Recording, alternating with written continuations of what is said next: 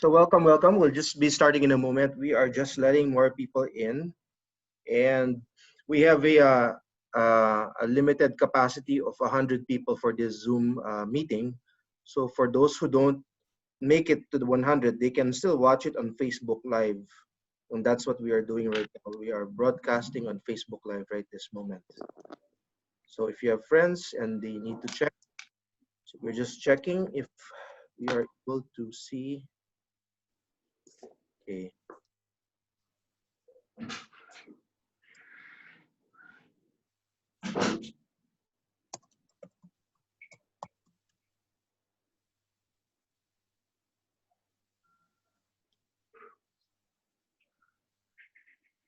So those who have entered, please mute your mic. And well, not yet. We'll be starting in about a minute before I introduce myself. Okay.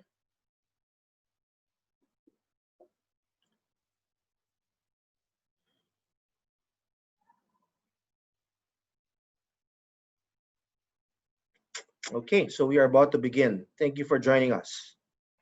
We are now about to begin. So welcome everyone. So we are just waiting for more people. More people are coming in. Before we begin, because we have allotted about an hour for this meeting. So before we start, I would like to introduce myself, but we'll just give more people time because there are more people entering right now. My name is Philip. For those who are, my name says Berean Project, but my name should be Philip. So yeah. So thank you for joining us. How many here, if you can just raise your hands, if it's your first time to use Zoom, at the bottom of your panel, there are reactions there that you can use, like raise your hand. You can, what else? Yeah, there are reactions there. How many here are homeschooling? I mean, we have a long registration. A lot of people registered, but I'm not really sure who actually made it here. How many here are already homeschooling? Right? Just give me a thumbs up. Okay. So does it mean the rest are not yet home? Okay, see more thumbs up. Okay. And how many here are not yet homeschooling, are still trying to collect information, trying to make a decision? Can you do a thumbs up? Okay, I see. I see. Okay. And lastly, do I sound clear? Is everything clear to you? Is my voice clear and is the video good? Okay, thank you. Okay, so we can actually begin already. And before anything else, I just want to thank you for all joining us. As you know, we were planning to hold this last Wednesday, but we just decided to move it forward because we had so much registrations, and we actually didn't get to pursue the Google Meet. Probably next time we'll do that. So for the meantime, for those who are joining late, if you are number 101, you can still watch through Facebook Live, and there are comments there. There's a comment section there. My wife Barbie, she's the more known person, face behind Flying School Bus. She's helping me host this meeting, so I asked her to help monitor that the comment section. Okay, so welcome. Thank you for joining us. We'll try to make this quick. Before I begin, I just want to say thank you and welcome to our Flying School Bus seminar. It's actually a very short overview on assessments. And I actually went through, my name is Philip Pastoral, by the way. I'm the husband of Barbie. Some of you probably know her more. She's been doing a lot of webinars on transitioning from traditional schooling to homeschooling. And tomorrow, for those who have not yet, if you're still considering homeschooling, don't miss her webinar. It's at 3 p.m. tomorrow, Saturday, Manila time, if you are outside the Philippines. And I will only be touching on assessments today, and particularly I'll be introducing the ALSAT and SAT 10. So let me ask you a question. How many of you are really here to know more about assessments in general? Can you just give me a thumbs up? Okay, Right, I see a lot of thumbs. And how many here are specifically interested in the AllSat and Stanford 10 part of this talk? Okay, I see that. All right. So before I begin, my name is Philip Pastoral. I am married to Barbie. And first, let me share to you my screen. Um, Before I begin, I just wanted to point out when we looked at the registration for this seminar, originally we had intended to really uh, intend this presentation for homeschoolers or homeschool moms already and parents, mothers or fathers. Those are already homeschooling. So that would mean that they had some idea about assessments. But actually, about half, or if not more than half, are actually not yet homeschooling or planning to enroll this school year. So what I thought I would do is, before I go into the AllSat and SAT 10, I thought of dividing this talk, maybe about 30 minutes. We would do an overview of assessments in general. It won't be exhaustive. Just to help you navigate if you're new to this, if it's your first time to do homeschooling or you're planning to and you don't know where to begin, I will just give an overview of, uh, of assessments. And even before that, I'll introduce more about Flying School Bus. And after that, maybe after 30 minutes, I'll start introducing the AllSat and SAT 10. This way, so I'm asking those who are already homeschooling, if you could just bear with me. If a lot of this information, this content might be already familiar to you. You might have done your research years ago. And so if it's familiar to you, just bear with me. I'm just going to do this for the benefit of our viewers who are doing this for the first time. They're not familiar with assessments. I'm going to do a general overview. I'm going to share with you a very quick presentation. And I'm going to attempt to do this in 1 hour. And hopefully we can take some Q&A. So let me introduce myself. My name is Philip. Again, I'm the husband of Barbie. She's more well known as the face of Flying School Bus. I would joke that she would be the mouthpiece of Flying School Bus and I'm the brain. That's why I'm doing the assessment. Yeah, she's probably laughing right now.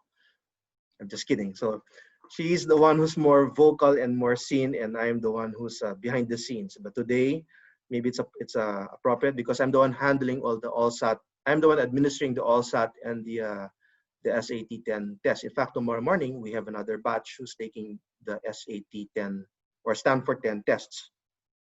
So I would like to first give you an introduction, and I'm going to share with you my screen just to give some structure to our discussion. So thank you again for joining us. We have more people joining us. Marie, okay, thank you. I see more people. Good afternoon to Christina, Tanko, Cheryl Uy. Yes, okay, that's good. Okay, thank you for joining us. So I see more faces. All right, I'm going to share with you my screen. Just hold on. Okay, just hold on.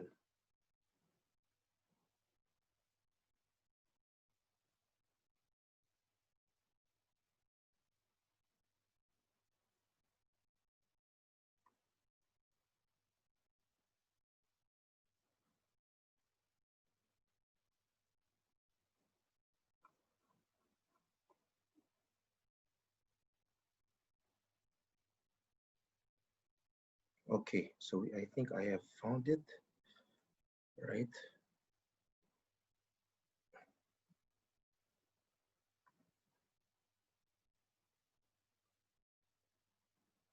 Okay, I will share with you my screen. So you should be seeing my screen right now. Why are we here?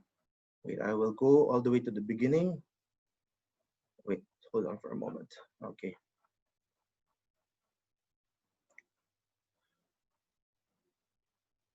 So I will try to do this in 1 hour. So I will be speaking quickly, or I'll try not to speak quickly.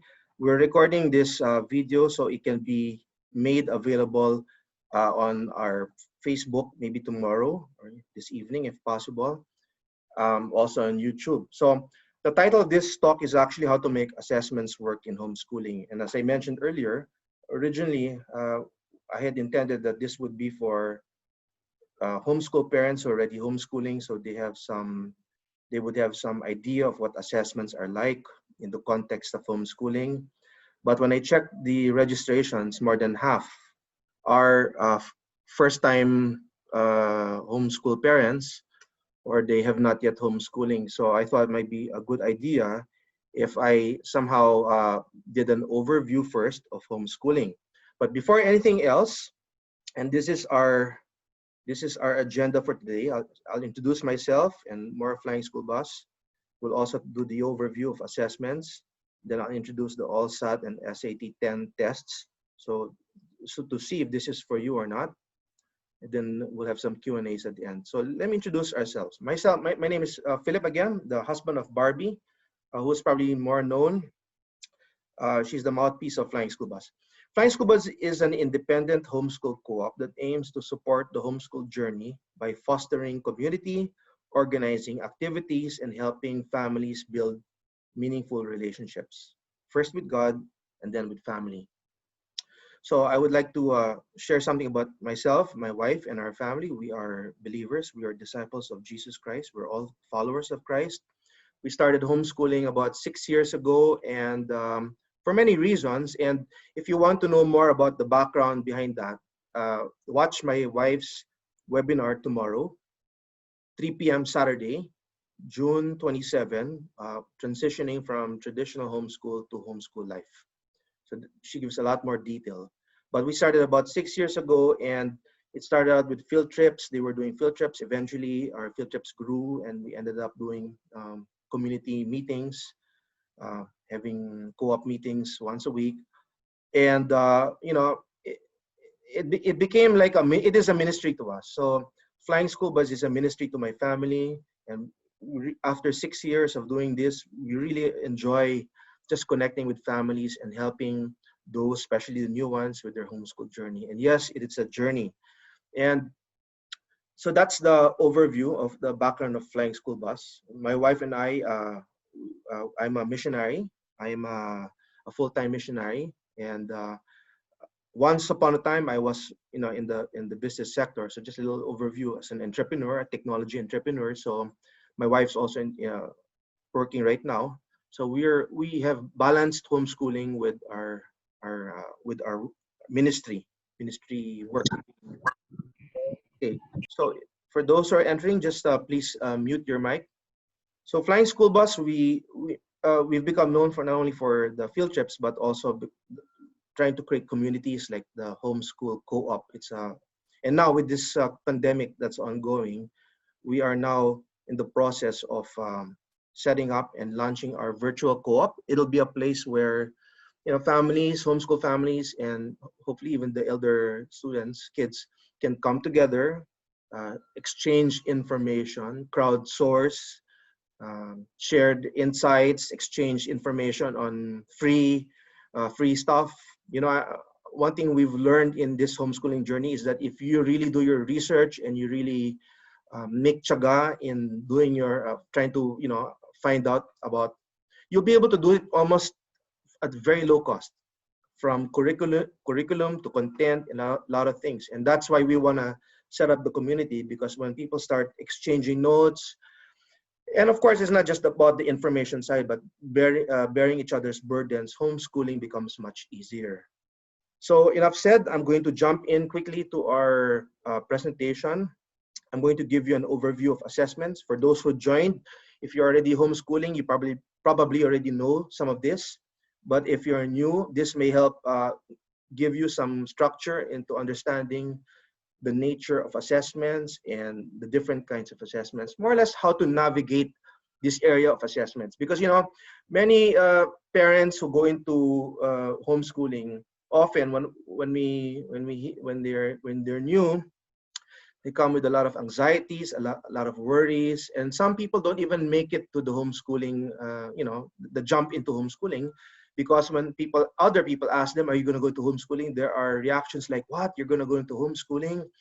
How will you assess your kids? You're off the radar, you're off the map." It sounds very wild to them, and it sounds so out there that they don't realize that even within homeschooling, there are opportunities to do assessments and structure it the way you will. And we look at really homeschooling as a means to an end. I know that there are a lot of homeschool parents who look at it as a end unto itself, but for us at Flying School Bus, we really look at homeschooling as the freedom and flexibility to educate our kids around the Word of God. Because as believers, as followers of Christ, we want our children to have a biblical worldview, and homeschooling is just one of the means so that we can have more freedom and flexibility. Okay, so back again to overview of assessments. What is an assessment?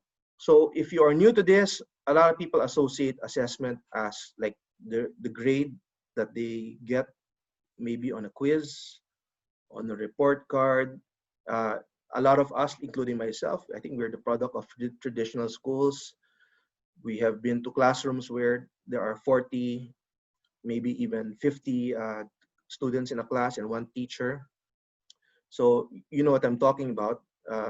And when we think of assessment, we think of quiz, test, we think of, how do you say, yeah, the exams, right? But you know, assessment is actually more broad than just a grade or a report card. And this is one of the reasons why we decided to homeschool our children. We believe that there are many ways that we can learn, and learning and educating our kids is not just getting a good academic grade. In fact, we believe it's not just intellectual, but we're looking at the totality of a person, emotional, his spiritual development, physical development, you know, so the whole person. And assessment in this regard, we're going to be talking about assessing in terms of learning, right? So what is assessment? Let me give you a definition. It's the process of evaluating an individual's achievement, typically done with assessment tools such as assignments or examinations. In short, it's a way of assessing, you know, what a student has learned, or maybe diagnosing them in preparation for the learning process. Now, I'm going to go through some types of assessments, and this is going to be very quick. You can do your own research and dig into this. At the same time, if you check out other resources, they may not come out exactly the same, but more or less they're generally similar in the way they classify these different types of assessments. So there are what you call diagnostic assessments. Some call it pre-assessment. These kinds of assessments are used to assess a student's strength, weaknesses, knowledge, and skills prior to instruction. So it is something that they may take before they begin the study program, just to kind of do an inventory or find out what is already known. It's also used to differentiate teaching plans per student, or in homeschool to customize a curriculum plan.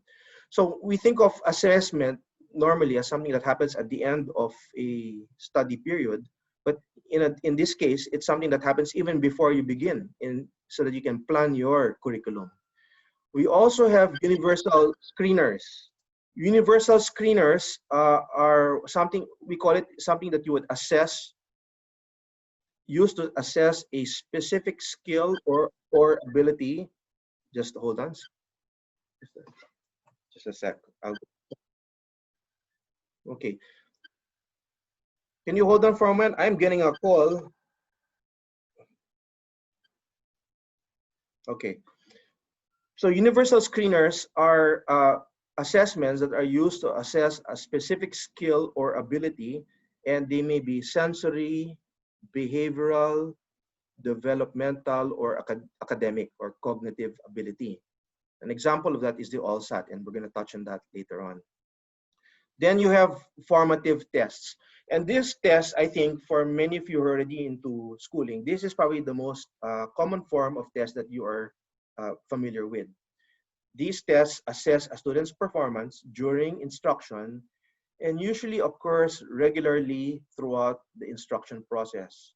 So it's day to day. This is the one that you probably find in your curriculum books. At the end, at the back of the study lesson, you see, you know, worksheets. Okay, and this is how you would test if your student, your child, is understanding. This kind of test is used to decide, for a teacher to decide whether he or she will reteach the lesson, or maybe move on, or change teaching strategies, or maybe in that respect, trying to determine which learning style is best. My family's case, I have two very kinesthetic learners. My two boys, they're almost like carbon copy. They're really very active. So they like to move a lot. And I think sitting down on a chair all day would be torture for them. So, you need to understand what are the learning styles that is most suitable to your child. Is your child more of a tactile learner, needs to hold something, use the fingers, or maybe someone who's more visual or kinesthetic? Maybe you need to have more activities like walking around, and field trips are very effective for that. And later on, I will touch on traditional versus authentic, because you can have traditional assessments in the formative sense, and you can also use authentic. Okay, and then there are what you call summative assessments. These are the tests that measures a student's achievement at the end of instruction. I remember if you're in school, they would be called maybe a mastery test, right? Or maybe an exam. Basically, it's the test that you study for to get a good grade. Formative tests earlier, they're not necessarily a quiz. They can be a quiz, they can be like at the moment quiz, or it can be formative tests. It can be as simple as a teacher asking the students, do you understand? And they raise their hands. It can be very informal, or the teacher even telling children, good job, you got it. So there's feedback. It can be informal, or it can be more formal, like a graded test. Okay, but summative, they are really a snapshot at a point in time. So at the end of a unit, at the end of a semester, at the end of a course, or even a school year, like an exam.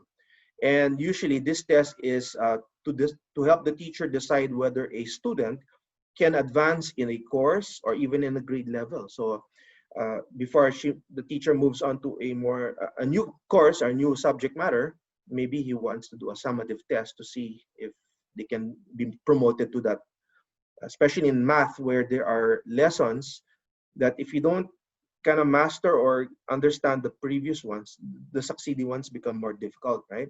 And again, we'll touch on traditional and authentic later on, okay? And of course, this thing is probably, okay, so the last two are most likely, if homeschool parents, the kinds of tests that you are doing now. They're called normative tests or summative tests, and they can be as informal as asking your child if she understands, having a discussion or talking to your student if she understands, or you can even do some kind of test like in Khan Academy, one of our favorite tests that's free. You can go to Khan Academy, that is free and it's online. Just hold on, we are just getting the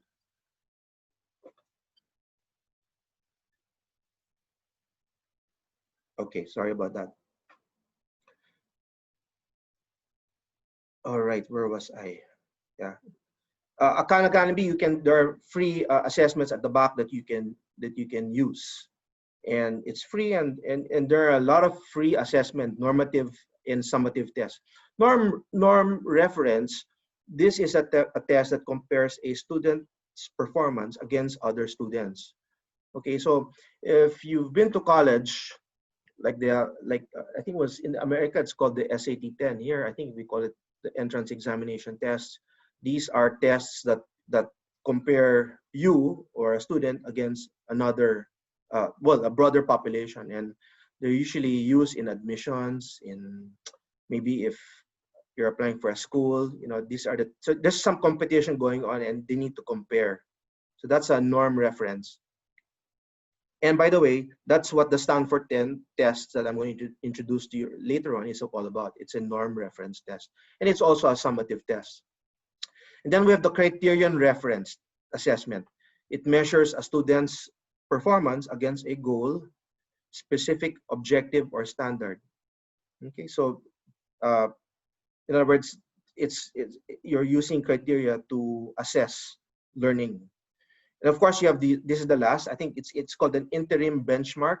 This kind of assessment evaluates student performance at periodic intervals, frequently at the end of a grading period, let's say end of grade 5 or 6, before you promote the children to the next level.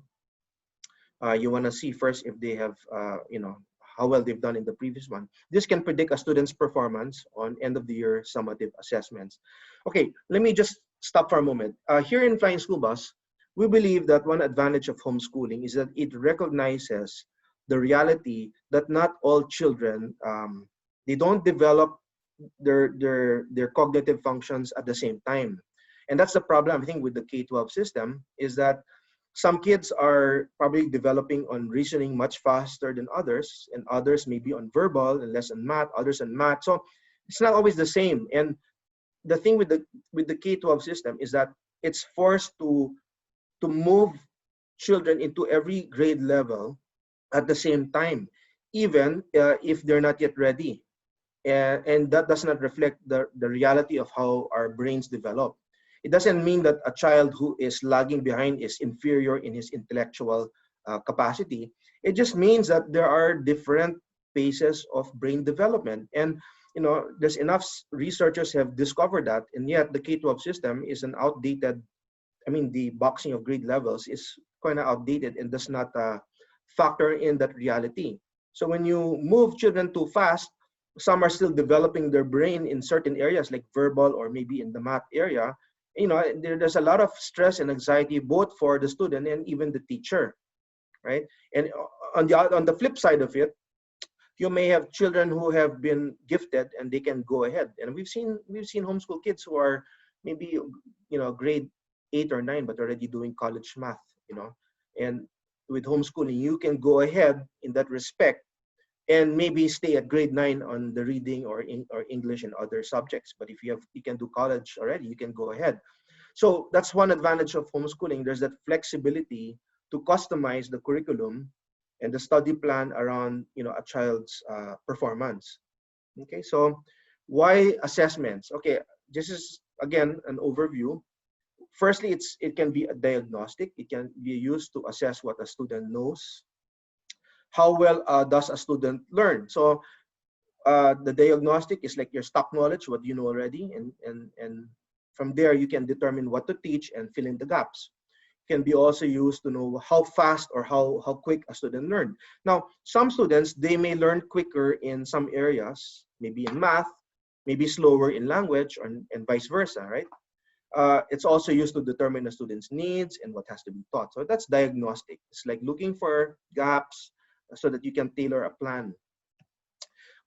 It can also be used for evaluation purposes. So informative testing, formative assessments, we do it to assess how is the student doing, what teaching methods or approaches are most effective, right?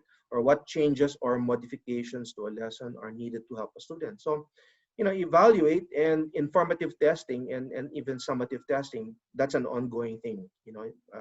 There has to be some feedback, some method of trying to see if your child is actually learning. Of course, and this is really important. And, why assessments? We want to see also if what's being taught to our children is relevant to them, because we don't want our children to just be like memorizing information and having a lot of knowledge like an encyclopedia, but at the end of the day, it's not useful. See, is the learning meaningful to the student? Can the student talk about it or even teach it, not just recite it and recall and recite and that's it? No, can the student use this knowledge or skills creatively? For example, if you're teaching some physics, like maybe aerodynamics and gravity, which can be very abstract, how would you apply that? So maybe when a student knows how to build a kite, he can put this together, all these topics together, and see it. It becomes real. It's not just an abstract lesson. So relevance is important, and I think this is what's missing for many schools when the teachers fail to somehow help the student appreciate the relevance of a lesson to the point that it will impact their motivation. And that's the next part. Why assessments motivation? Because if it's just learning, right? At the end of the day, you might forget the learning. You just forget. And I think many of us who came from the school system, I'm sure we have forgotten what we learned back in elementary or even college, right?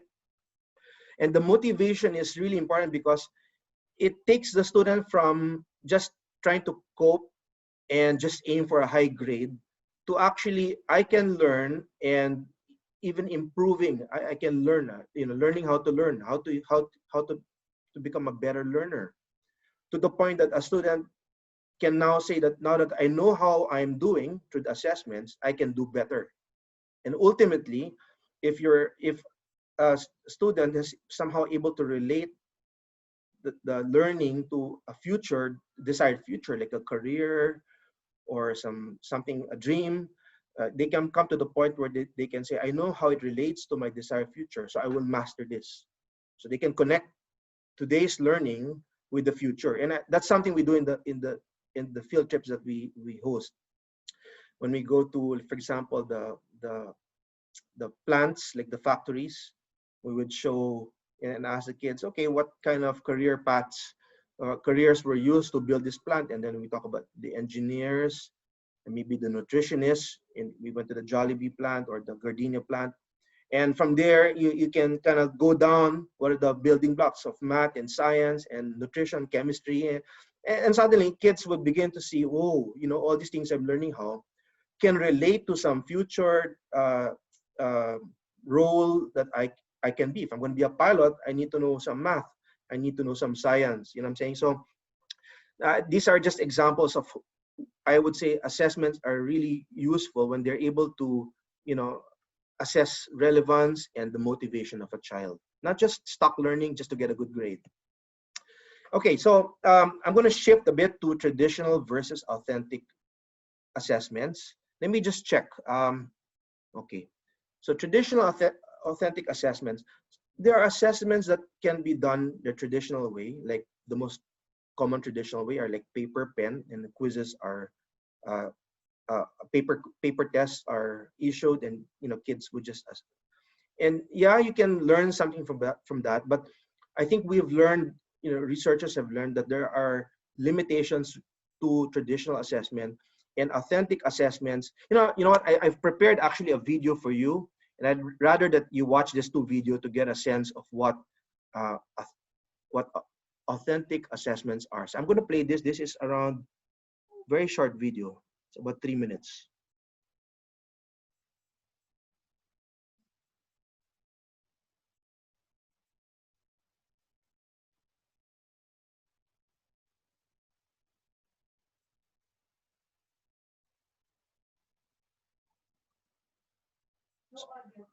Okay, some people are saying there's no audio.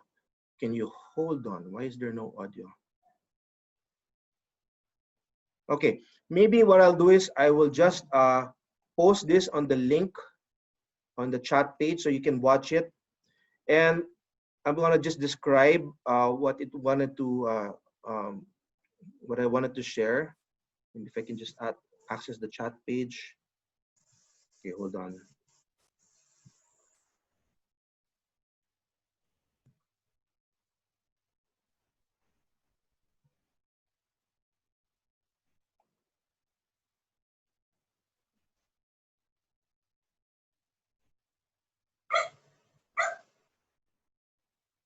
Okay, hold on, sorry. Okay, I will post the video here. It's a YouTube video of what's called authentic assessments.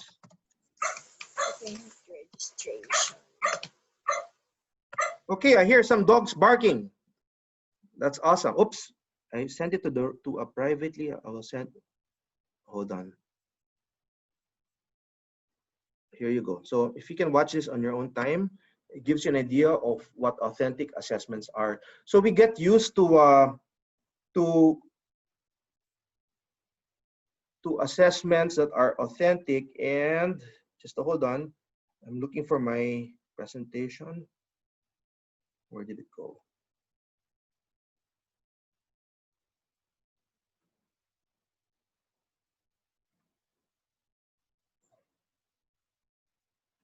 Okay, hold on. Are you all there so far? Can just get a show of thumbs up if you're still with me. Okay, I'm going to restart my presentation. I kind of got buried in the all the windows. So one thing about let me just explain what authentic assessments are. Authentic assessments are more like real world scenarios where you're really testing if a child learned. For example, the kite project. You can teach kids about gravity, and you can teach kids about aerodynamics and how to fly things on a very abstract way. But authentic is you let the child build the kite. It's more hands-on, and that's why laboratory and workshops may be more effective because they can see it in a real sense. It's a real life problem, real life application of these lessons. And if they need to make the kite lighter, they have to find lighter materials. If they have to make it stronger, if they have to make it fly higher, they have to have more aerodynamic design. So projects, so example of would be projects, laboratory tests, workshops. Here in Flying School Bus, we actually have been introducing what you call like STEM-like activities like Seed Lab. We also had engineering for kids, where the learning in science is used in building things. And as they build it, they learn to integrate different things they learn. So, because in the real world, you don't learn about things separate and independent from each other. In the real world, you need to combine this knowledge and to actually build things. You need to create things. So that's where you really see from the assessment that child has learned something. Another example is maybe when a child is able to put together a portfolio, and when they put a portfolio or even do a blog, they begin to synthesize what they learn. It's a combination of not just the topic, but they have to put together a video, and they have to express it. So you learn there's language involved. There's different disciplines that is coming together. So in an authentic assessment, this may be better for maybe one-on-one or smaller groups. In a larger traditional setting like schools, it's hard for them to do that. There are ways, but the easiest really is the formal assessments or traditional assessments, because you just have a test, collect the grades. Sometimes it's even automated. It's much easier. Authentic may in fact, I have a, let me go back to my presentation and I can show that to you. Hold on.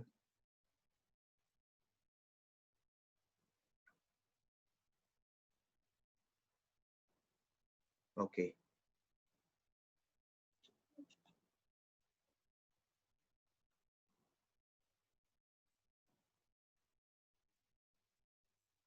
Okay, so here we are.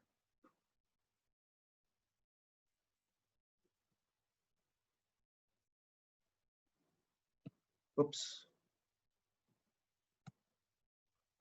So these authentic assessments are like performance-based, or sometimes they call it alternative assessment. It's a form of assessment in which students are asked to perform real-world tasks that demonstrate a meaningful application of essential knowledge and skills.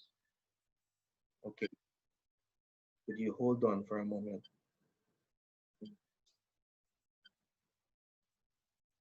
Okay. The advantages of authentic assessments are, more understanding of student learning, student participation, so emphasize real world applications, so the relevance, measure individual growth.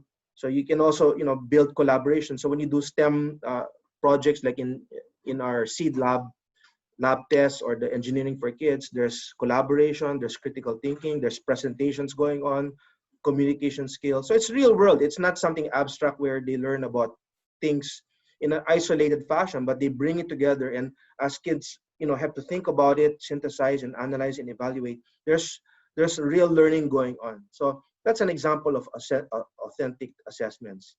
So you have performance task or project, or in the universities, it's called capstone project. portfolio reviews, when you assemble, a student assembles everything is learned using multimedia or videos, and basically taking stock of what has been learned. There's also self-assessment and peer assessment. And this will be very useful if you have a co-op, because if you have co-op and you have kids, let's say, coming together and they begin to talk about what they've learned, even if they didn't study anything, they didn't take up their books, and they just attend perhaps a group discussion, by listening to people assess a subject matter, you can learn something. You can learn a lot when people debate or just discuss something, even though you did not study yourself. There's also journal, there are cooperative group assessments. So we are forming a virtual co-op using a Facebook platform called Workplace, where our kids, the older ones, can come together and talk about, maybe on a weekly or bi-weekly basis, about what they're learning. So in itself, it becomes a form of assessment. You can also use interviews. Okay. So there's some sound. Can you turn off your mic? Whoever has a mic. So again, comparing traditional and authentic, one is traditional would maybe a quiz, a paper-based quiz. Authentic would be asking a student to perform a task.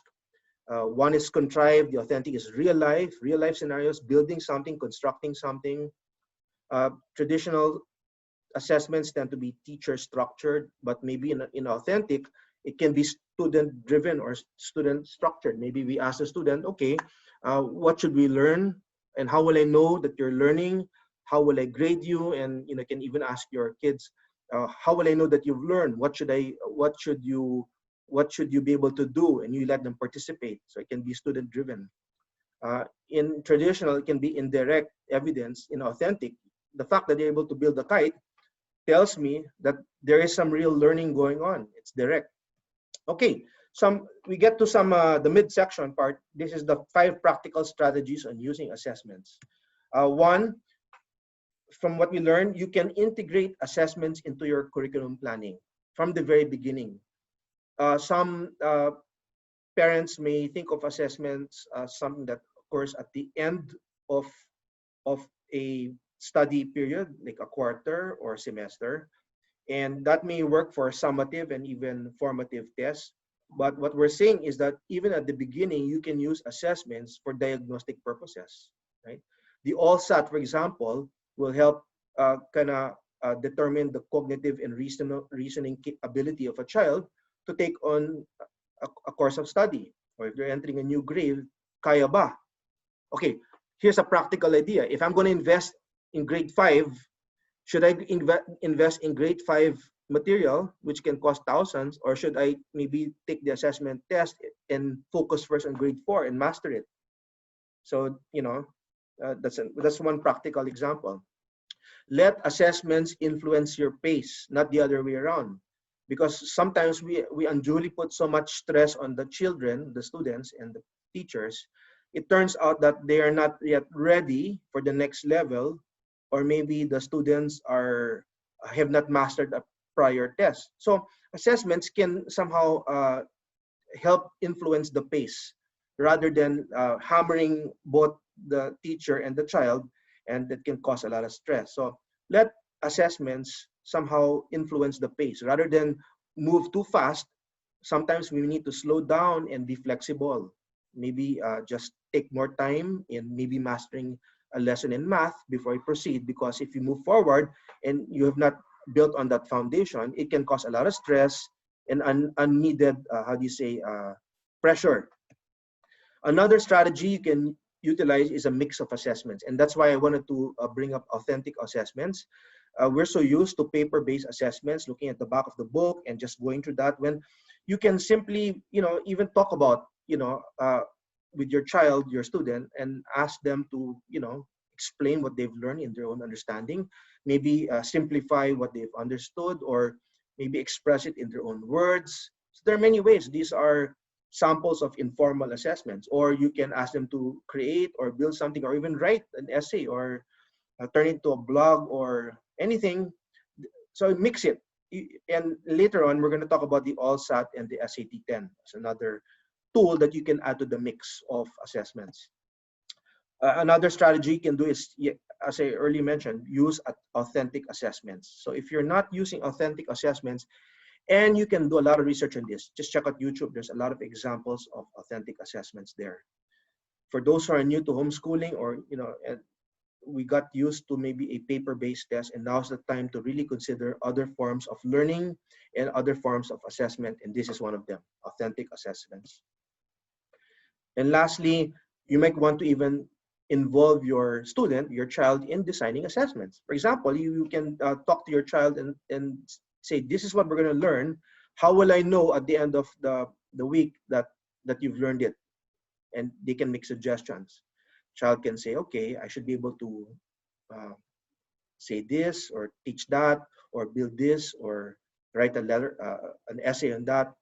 So be creative and don't be limited to just the teacher driving the process. Okay, so this ends the first half of our assessments talk. Really, our goal really is, we are not after trying to develop the best academically high grade students. We really want to look at the whole person, and especially the character, because we believe that when a child or a student has the character for learning, that's the discipline, the patience, being quality conscious, and eventually they move from becoming spoon-fed to self-feeders. They began to have an attitude for lifelong learning. Learning is not something you only do in school, but even after they graduate from college, if they move to college, they can continue learning. Learning is a lifelong process, and ultimately to become fruitful and productive. Okay, so maybe we can take a break, and I just want to take a look at everyone. If you are still there, I hope that was helpful. What I just did was kind of navigate for you if you're new to this, and you can do your own research. Okay, so any questions on this before I introduce the ALLSAT test? And I hope I can do it in about 20 minutes.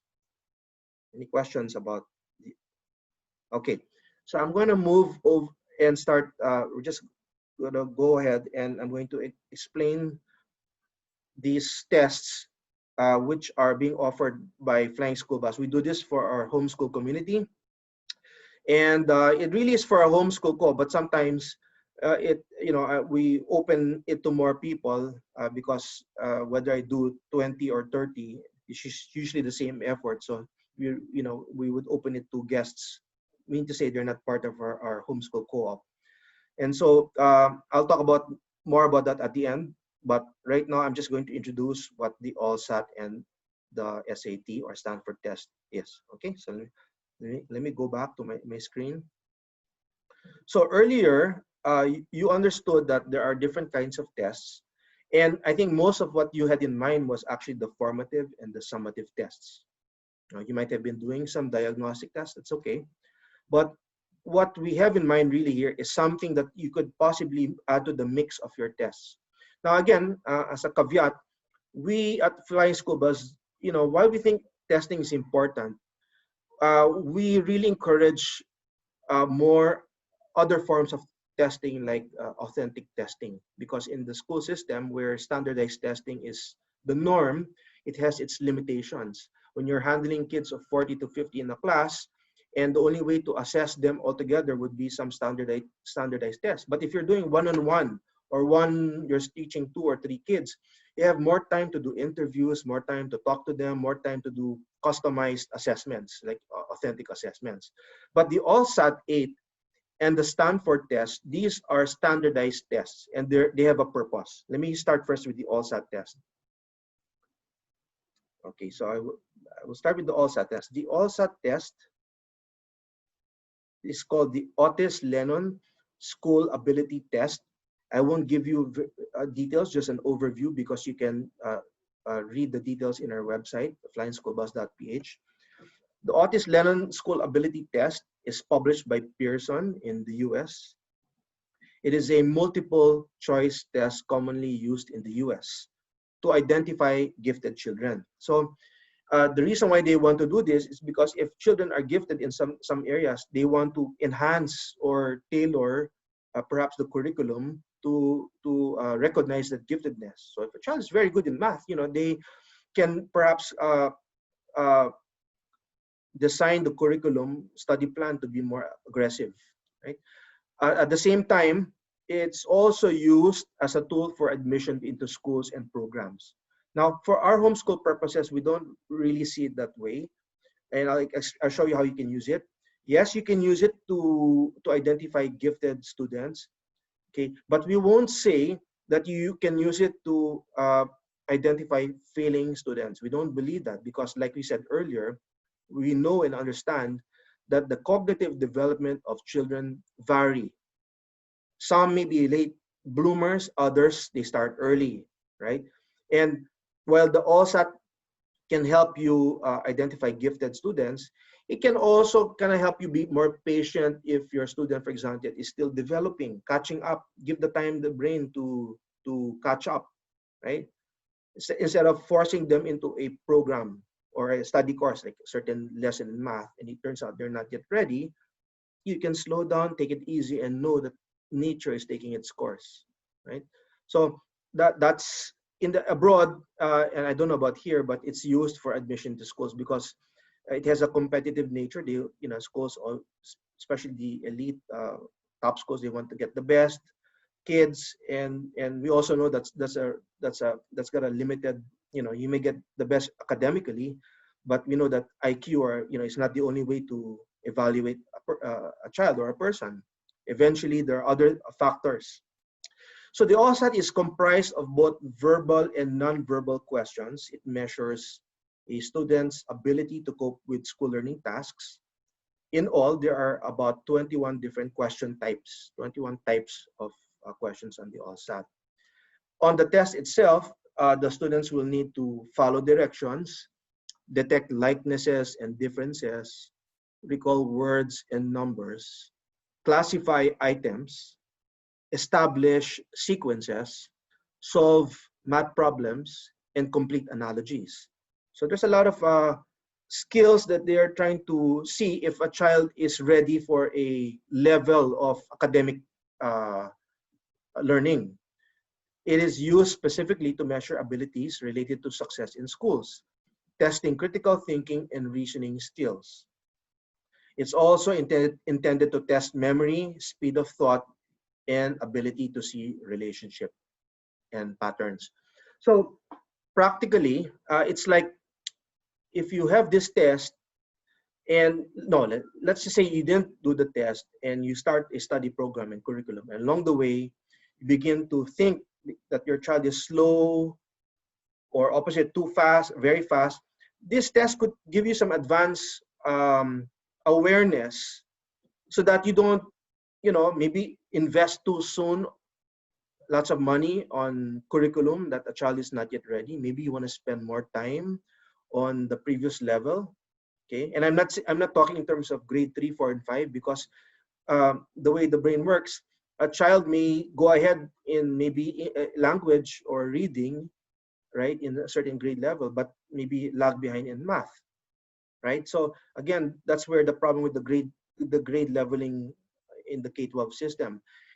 The children are kind of forced into different grade levels at the same time, although they may be ahead in some areas and behind in some areas. The OSAT can more or less give you some awareness.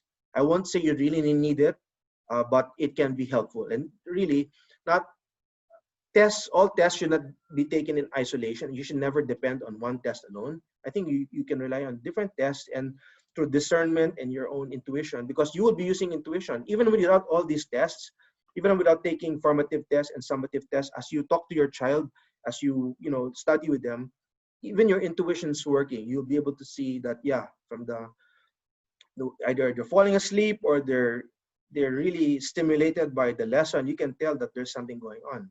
So we need to use all these possible assessments.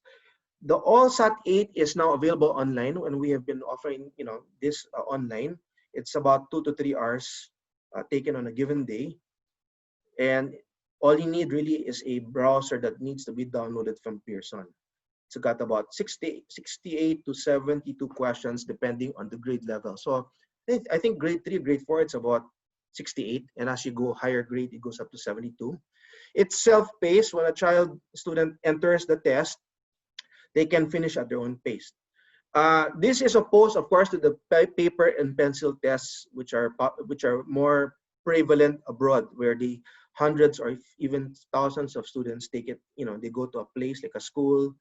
They only have 2 hours maybe, and there's a lot of tension and stress. This is really stress-free because you're doing it from the comfort of your home. Okay, and of course, the question is, what if okay, can you cheat? Yes, you can cheat. When I say cheat is if you help your kids take the test, okay, ultimately the accuracy of the reports will be affected. This is for your own internal use. It's the same standard as the paper-based test, the same content, but it's supposed to help the homeschool parent family sort of like assess. And if you don't put an honest effort into the test, then your report itself won't be as accurate. So it's taken by grade level. The tests are out within 2 to 3 weeks from the last date of a testing period. So we usually do this on a monthly thing. And at the end of that period, we send out the test within 2 to 3 weeks, as early as 2 weeks. So again, this is some kind of internal test that can be taken. And it's not really intended for third parties. But the reason why we hear a lot of parents, they feel that when they leave the school system and go to homeschooling, they feel like to third parties like schools, oh, you're outside off the grid, you're off the radar, you're not testing. So maybe this can offer some kind of comfort. It's still an international, well-known test, right? And it can be used to, plan for your study curriculum, your study plan and your curriculum. Okay, the next test I'm going to bring up is the Stanford 10. Okay, whereas the All-SAT test is a cognitive ability test to help you kind of beforehand, see if your child is ready for a level. You don't want to spend too much, turns out, or you don't want to spend time when you should be going back and mastering it. The Stanford test, on the other hand, is an achievement test. Okay, why do you need an achievement test? I mean, these tests are usually available at the back of your books. They're available online for free. Okay, why would I want to do a formal test? Because it's a norm reference test. And I'll explain that in a moment. The Stanford 10 National Achievement Test is a nationally recognized test used by educators across the United States, particularly in private schools and homeschools. As a norm reference test, the Stanford 10 not only offers the home educator information on their students' achievement, it also provides comparisons on a nationwide test results. So when we talk nationwide, we're talking about the US. So it's a test that is summative and like a benchmark test that kind of, wait, I hear some background noise. Can you kindly mute your mic?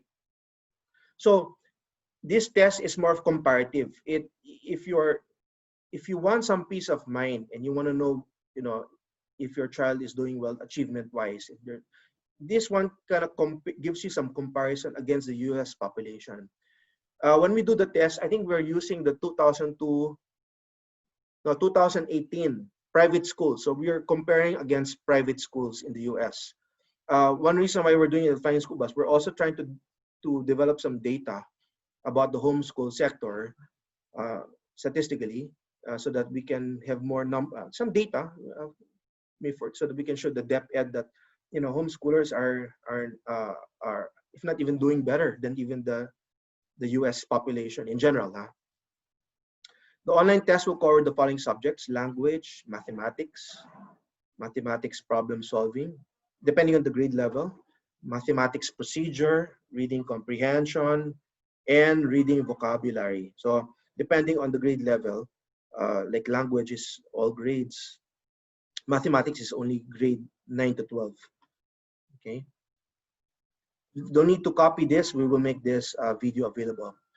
The online test will cover the following subjects: science. Oh yeah, this is a continuation. It also covers science, social science, spelling, and word study skills. So again, it's an achievement test that you're already familiar with as summative or formative tests at the back of your books or online assessment tests like from Khan Academy and IXL. There are many.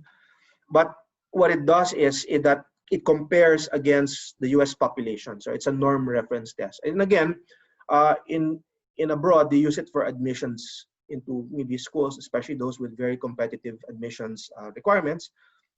Again, we don't believe that academics should be the only basis, but unfortunately, the school system, especially when you get to college entrance exams, if you are used to doing, let's say, in the independent homeschooling for many years, and you're not taking assessment tests, and that's fine as long as you know your child's learning. But you see, at the end of that period, eventually, if your child goes to college, you're going to bump into institutions that use assessment tests like this. So why not, from time to time, take these tests so that one, maybe the child, your student, would be also, used to the pressure. Okay, although homeschooling, this online test there's no pressure because but at least you simulate a testing environment. Two, if ever you decide to go back to a traditional school, okay, there's some, you can say, yeah, we do use international standard tests like the ALSAT or Stanford test, right? And three, if you are really gunning for, competitive academics, like I know a lot of homeschool moms, they're, I won't say grade conscious, but I think they're beginning with the end in mind. They want their kids to maybe enter some of the top schools here or even abroad.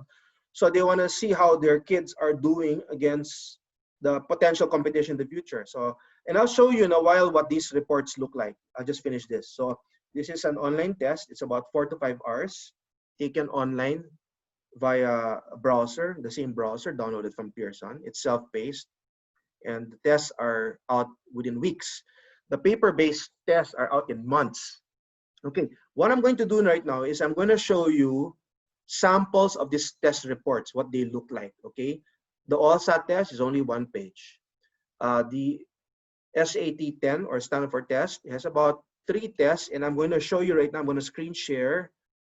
Okay, before I screen share, who is this for, this test? Okay, in the spectrum of moms or parents or homeschool parents, who is this for? At the one end of the spectrum, there are those who come in and they're nervous and they feel like their children are coming out of the system, off the grid, and they don't know if they have some anxieties entering homeschooling, and they've left the traditional school system. Well, it can serve as a security blanket, okay? Meaning to say, okay, at least you take the test and you know that your kids are normal and they still are learning, and the test can be like a security blanket. At the other end of the spectrum, I mentioned earlier, there are some parents who I would say are very competitive with their kids, and they're already thinking of entering the best Ivy League schools. And so they want to know as they go along, where does their kid reference, compare to others, other children in general. Okay, so can you turn off your mic? If there's someone with your mic on, just put it on mute. And I think most of you would fall in the middle. You really don't need it for security. And if ever you get to the point where you have a gifted child and you feel like you want a gun for, then by all means. But I'm just trying to show you that there are many reasons why people would take this test. Some would just want the peace of mind, to remove the anxiety. Others, they want to go for competitiveness. They want to really be sure that their children are learning at the top 1%, 2%. So to each his own. I'm going to share with you and samples of what the reports look like, but I want to end this presentation that we believe in homeschooling, that really children must be taught how to think and not what to think. So it's really not just academics and stock knowledge, but really ultimately how to learn and how to improve learning and how to become life learners. I'm going to stop this screen right now, and I'm going to give you a peek into what these tests look like. In other words, what's the output, the report look like? And I'm going to show you in a moment. Okay, this is a sample of let me show you the ALSAT test. This is the ALSAT test. I've kind of blocked out the name. This is an actual student. This is the cover page. You know, we're seen as a district in the US, Flying School Bus Homeschool Co-op. This is an actual test by a child taken last year who's 9 years old and 8 months in grade 4. And somehow you can see there's a bell curve. This section of the curve is like the normal performance of students.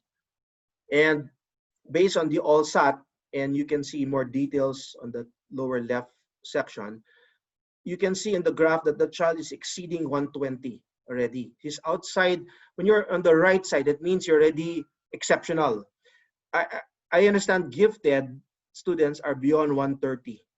So as you get to 130, that's already gifted. But in the graph, you can see the child already is cognitively doing well. That means that there's a high predictive. When you're predicting their chances of success in academics, you can say it's high because they're able to reason, they're able to see patterns, they're able to follow directions, you know. And now, if the child was, let's say, on the left side of that bump, let's say the child was here, does it mean that the child is a failure academically? No, not at all. This may be good for identifying gifted children, but it doesn't mean that just because you're on the left that they are failed or they're intellectually inferior. No, because a child who starts on the left eventually may end up on the center and even the right, because we know that their brains are developing at different paces. So it's really used to identify gifted children, but you also want to see if maybe you don't want to push too hard a certain curriculum or study plan if they are somehow lagging on the left side of that graph. See, so that's what a ALSAT ability test would help you identify. You know, and again, we won't really call this hard science. I just say it's a guide that would help you release the stress, because without this, maybe you are wondering that your child is not getting it, and you feel that you're a failure, and you put too much pressure on yourself as a teacher, and the child ultimately also gets pressured. And maybe if you had some background awareness of this, you could relax and say, oh, you know what, my child is a normal kid and he's still developing that brain, and we can take time and I don't need to force it, right? So that's the ALSAT test. I'm going to show you an example of the Stanford cluster test, and you can see in the Stanford cluster test the different subjects like study skills, reading vocabulary, reading comprehension, and you can see, on the right side there's a graph. The graph tells you against the US population, and we're using private schools to compare against the US. In terms of let's say reading vocabulary, my student is somewhere in the 50 to 70 percentile. So he's doing better than, he's in that 50 to 70 percentile. So he is better than 50% of the students. In mathematics, this student is 90% and above, higher than most students. So 90% are below in regard. So you can see more or less. Again, it's just a guide. We don't want to be too conscious about, being too, how do you say, grade conscious. It can be helpful, but it should not be the end all be all. I'm going to show you a narrative report. When you get these reports, and this is another report, this report will kind of help you interpret. So you get the same graphs up there, and below here, they are interpretations. It'll kind of give you an analysis of what the graphs mean and give you even suggestions. It'll give you recommendations. Reading. Okay, so that's the narrative. There are helps you interpret or analyze in a textual format what those graphs mean. And this one is the home report. And okay, the one earlier is like more like interpretation of what it means. This one, okay, this one gives more like recommendations. So for example, total reading. I'll read to you the recommendation. The reading subtests measure reading skills such as relating word sounds and spellings, determining word meanings and synonyms, as well as understanding, interpretation, and analysis of, what is this? Let me just make this larger. Uh, informational and functional reading selections. Okay, there's some names there, sorry. So anyway, it gives you some steps that you can do, like, some advice. And so those are the reports. So these are actual reports, and I'm going to close them now, and I'm gonna go back. Okay, so that's the end of our ALLSAT and SAT presentation. And this may be for you, this may not be for you. It's up to you. There are parents who use this because some are really want to measure everything, and some I know are really very competitive. Others are just doing it because their friends are doing it. So there are many reasons why, and they're not usually the same. So I want to thank you for giving us the opportunity to share this with you. Oh, by the way, I will send you via email more information about this test, because we are making this test available as part of our Flying School Bus membership. We're accepting members this year into our co-op. They have to be homeschool families. There is a process. So if you're a homeschooler, you qualify. And we are thinking of giving the test as a freebie as part of the membership. And I'll send you information via email for that. Okay, so I have some time. We can take some questions now for maybe 10 to 15 minutes. And I want to thank you again for allowing us the opportunity to share this with you. I know it's very short, and in only 1 hour and 50 minutes, I covered a lot. So Mommy Barbie, if you're there, help me. I am not watching the Facebook Live comments, if there are any. Are there any questions? Just raise your hand, and then maybe we'll try to answer the questions. Okay, how much is the ALLSAT? The ALLSAT is 1,600 per test. You take it one time, one test, okay, every attempt. But we are planning to offer this for free if you become a member. So we are opening up, and we're going to come up with information about this very soon. The membership fee for Flying School Bus, will send you an email about that. Should you take the test after the school year? Well, in the US, they take it at the start and at the middle of the school year. When you say start, it's actually the end also of the school year, right? So they take it usually twice a year, one at the start and one at the middle. If it's the ALLSAT, yeah, you're taking it at the start because you want to know whether, I'm going to invest a lot of money on books. I'm going to spend a lot of time, on a subject. I want to know if my student is able to handle this lesson. So you do it at the start. The SAT test, on the other hand, you take it the same time, but it's looking back. So if I'm entering grade 6, I'm actually evaluating looking back, and you can use that to see whether your child has mastered certain subjects. If they have mastered it, then you have that confidence that I can move on to the next grade level. But if you feel that you're not doing so well in some subjects, then you can brush up on that. You can maybe go back and brush up on some of those subjects. So I would say that the ALLSAT is looking forward, and the achievement test is looking back. But you take it at the same time. You can take it at the same time. At the minimum, once a year. Abroad, they do it twice a year because in some schools, it's like mandatory. It's part of the school system. Some schools have a state. They have a state test by the state. Others are national. Others, like private schools, they use this one instead. I know that homeschooling abroad in the US, this is very popular. Okay, any more questions? Can you take the test anytime? We recommend taking the test maybe at the beginning. In the US, it's called the springtime. Springtime is around March to May, right? So for us, springtime would really marks the end of a school year, or the end of a school year to look. So we in our context, we would take it around June, July, August, September latest. Okay. One reason for that is that statistically, they're also looking at the age. So, and you want to take the test as close as possible into a group. So when you have data in Flying School Bus, we're trying to also develop some local data about our homeschooling sector.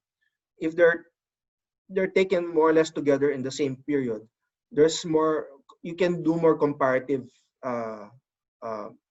you can test statistically and make comparisons statistically because they're in the same, the testing has been done in the same period. If I test someone later on, that person obviously will have more knowledge, achievement-wise. Also, that brain would have developed also more and would be more ability.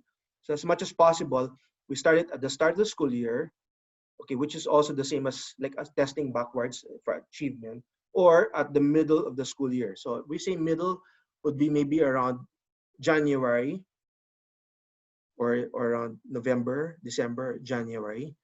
Because in the US, their school year begins August, September, and it ends around, I think, June. Now, in the Philippines, only I think in the past few years, we're beginning to align our school year closer to the West. So, especially with the COVID, I think we're beginning at August now. But in the past, it's always been June. So it's still okay. We're still doing testing before the beginning of the school year. Now, can you do testing anytime? Yes, you can. Really, you can take it, and that may be for those who really want it. But we would encourage people to take the test at the same time, so that eventually we're trying to develop data for the local homeschool sector. So that when we look at the tests, they're apples to apples. They're more. We can make comparative tests. Or they were taken within this period, June to August, when the kids have not yet started the school year. So there's no. They have no. They have not started yet, and that way, there's no risk of like having outliers. Meaning to say, some people are like taking it 6 months later. Obviously, they have more information in their head, more knowledge, and LSAT-wise, the brain's developing, so its ability is also higher. So as much as possible, we want to take it at the start of the year, and this is the right window. We're talking about July to September, and the next window we might consider is January. So at least those two. But some people might ask us, I need it for a specific purpose, and that's fine. We can do that. Okay. So any more questions? Yeah. So the next, we plan to hold the schedule of testing. We have a lot of testing that's going to be, the bulk of it will be in August, possibly the second half of August to the first half of September. That would mean that LSAT-wise, you're just beginning the school year, and also SAT-wise, you're really looking back to see what they've achieved. Okay, any more questions? How do you assess? How do you assess giving numerical grades to them? One thing about authentic assessments, they tend to be more subjective. That's why, that's the advantage of homeschooling. In the traditional system where you need to test hundreds, if thousands, the best way and the easiest way is when you come up with a paper, and if it's online, computer just tabulates everything, right?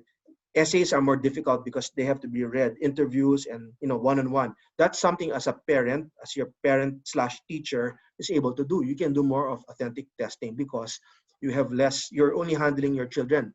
But in traditional school system, because there's a subjective factor in authentic testing, there's some discernment. You have to assess without, you can assign the grade for your purposes, and right, but I wouldn't say that's apples to apples. It's really between you and your child, not to compare with other students. I hope I was able to answer that question.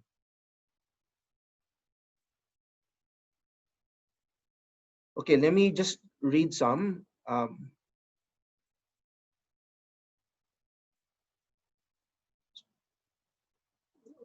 Okay, give me some time to read. There's a lot of messages that came in. So my wife Barbie will try to answer them. She's there. Her name is Barbie. If she can. Okay. My daughter, grade 5 last year, took ALSAT last year, administered by HG, but grade 4 level 4 since. Um, it doesn't matter what tests were taken in the previous time unless you want to make a comparison. When you come in, we will need the grade level for the incoming year. And yeah, if it's taken around this year, it's more or less comparable. We just don't encourage really comparing a test that was taken in January with a test that's taken, let's say, in another, 6 months before. Statistically, I think there might be some, hard to really compare. So you want to take it at the same time.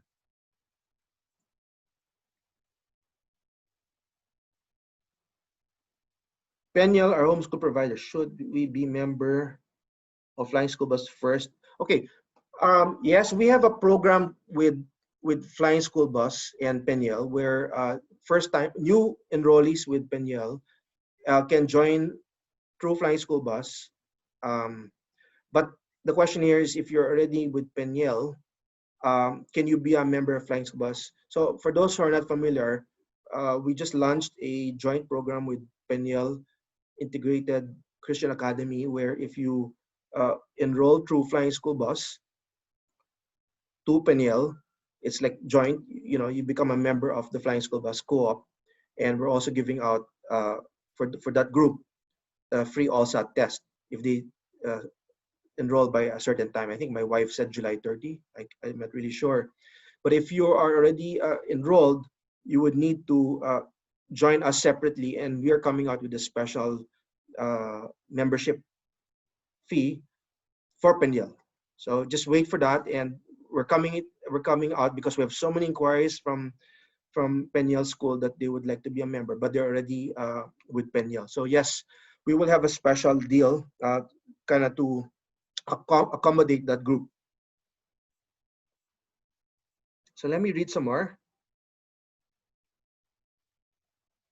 Okay, thank you, Cheryl, for bringing this up. You have an incoming grade 3. By the way, I think I failed to mention for the ALSAT and the SAT 10 online test, it's only available grade 3 and up to grade 12. So it's not available for grades 1, 2, and kinder. There are paper-based tests for the ALSAT and the SAT for kinder up to grade 2, but we, Flying School Bus, we do not administer that. It's paper-based, pencil and paper. What we administer is only the online test. And the online test is only available from grade 3 up to grade 12. Okay, my daughter.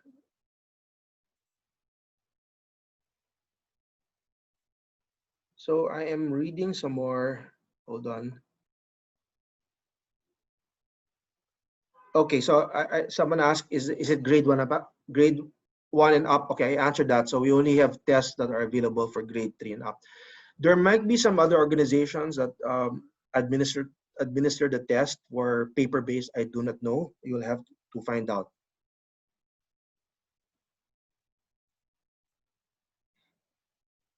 Okay, so I think I've reached the end. Mommy Barbie, let me know if there are, I'm going to check the Facebook if there are any questions on the Facebook Live. Okay.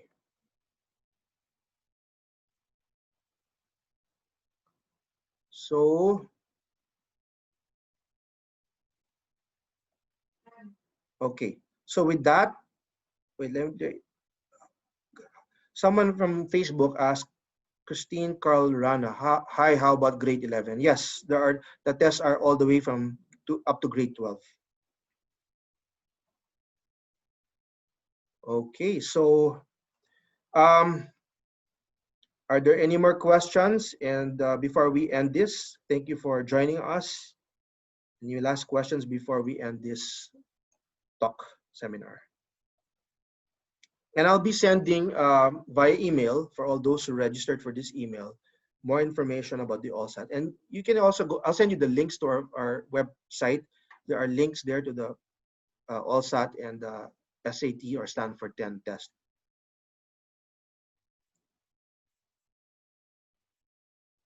Okay, so just want to thank you all for giving us the opportunity to share this information with you. Thank you so much. And if there's anything else, do let us know. You can reach us through our Flying School Bus page. You can send us an email.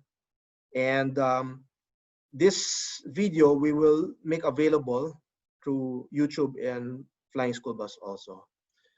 So on behalf of my family and I, Barbie, can everyone who's here just give a, go on video mode to say goodbye for one last time, and you're mute so we can just say, okay, good to see you guys, Rosh, Precious, Eleanor, thank you for joining us. Hi Mel, good to see you.